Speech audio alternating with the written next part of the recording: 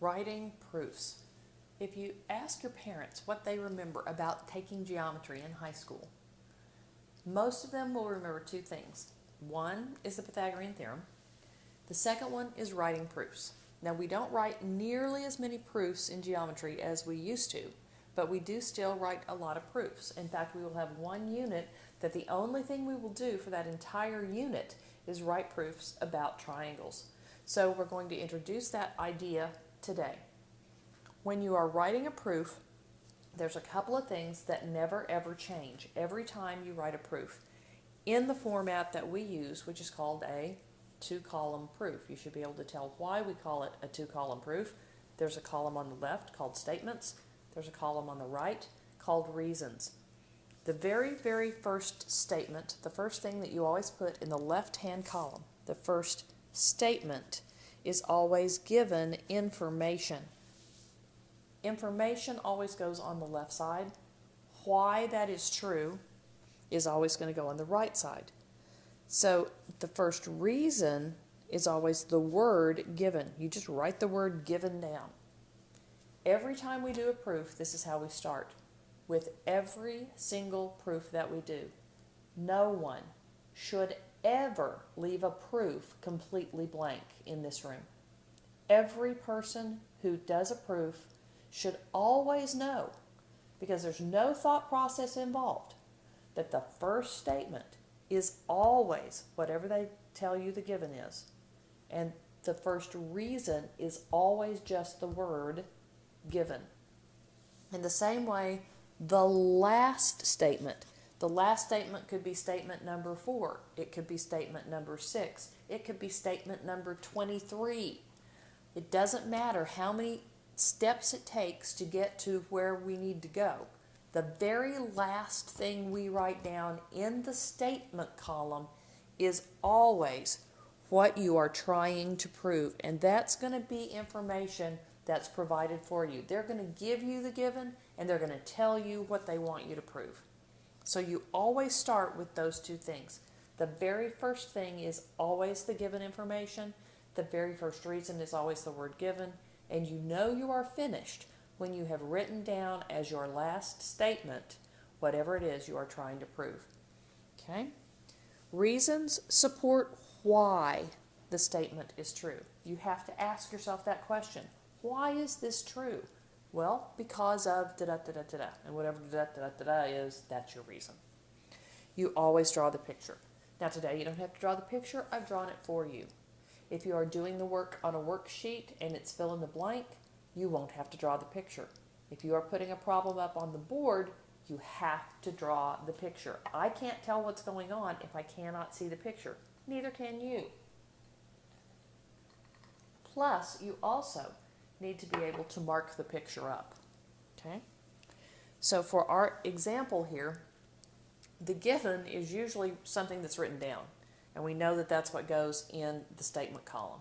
In this particular instance, because we are not to a point yet where they are going to give us very formal things to prove, all they gave us was this picture. So what you have to think to yourself is, if I was doing this problem, if Mrs. Segal gave me this picture and said, find X, how would I do it? What's the very first thing I would write down if I was going to do this problem? Well, what do you know? What has to be true? What do you see in this picture? Hopefully, everyone understands what you see when you look at this picture. It's one of those things that has to be an automatic response in your brain. Your brain has to look at that picture and go, I see a straight line. I know that angle TSR and angle RSW form a what? Well, you see a straight line. So those two angles, you can go back and you can look on your flashcards, they're purple. If you look, you will see those are two adjacent angles that make a 180-degree line. All lines are 180 degrees, but if I have two adjacent angles that do that, what do I call them? I call them a linear pair. And my first reason is always just the word given. In this case, it's from the diagram. Now, if these two angles form a linear pair, what has to be true? Well, it has to be true that angle TSR plus angle RSW have to equal 180 degrees. Actually, their measures do, so I'm going to put a little M there for measure. So I have to have a reason for that. What tells me that if I've got a linear pair, they add up to 180 degrees? Well, they just do. Okay, I agree. They just do. It's because that's what they are. Anytime your brain is telling you, well, because it is. Well, because it is because it is what it is. So that is always going to be some kind of definition. So in this case, it's the definition of, well, what are we talking about? What are these two angles? They form a what? They form a linear pair. So it is the definition of linear pair. Now, think back. What would you do to solve the problem? You know that TSR plus RSW is 180 degrees. If I gave you this problem and I just said, work the problem, what would you write down next? Well, what you should be writing down next is 8x plus x minus 45 equals 180. What did you do? How did you get from TSR plus RSW is 180 to 8x plus x minus 45 is 180? What has changed? What is different? Well, instead of TSR, I have 8x. And instead of RSW, I have x minus 45. Why? Because and I gave you a hint, it begins with an S, I used what? I used substitution.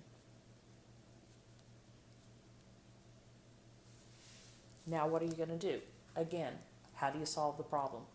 Algebraically, the next thing you should do is write 9x minus 45 is 180. If that's what you write as your next step, what has changed? Well, these two became this. What do we call that?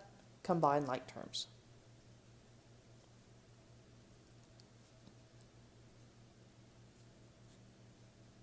What will you do next? Well, the next thing you should do is wind up with a statement that says 9x equals 225 because you did what?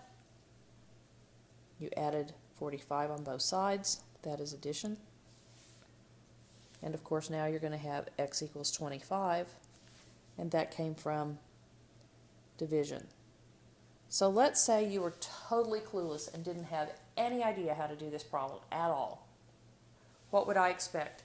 I would absolutely expect everyone to have this as their first reason. No question. In normal circumstances, you would not have to come up with something as complicated as this as your first statement. The first statement would be whatever was written right here. So I would expect everybody to have this first statement written down. I would expect everyone to have given as the first reason.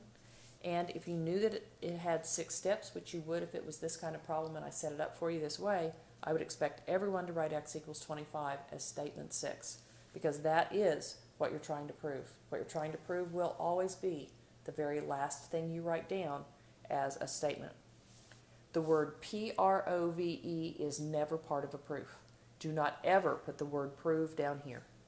You cannot use that. It doesn't mean anything. You have to be given information to start with. There's no problem to do if you don't have something that is provided as a problem. So there is always something that it will be given. The prove is only a statement, and it goes here. Statements only go on the left.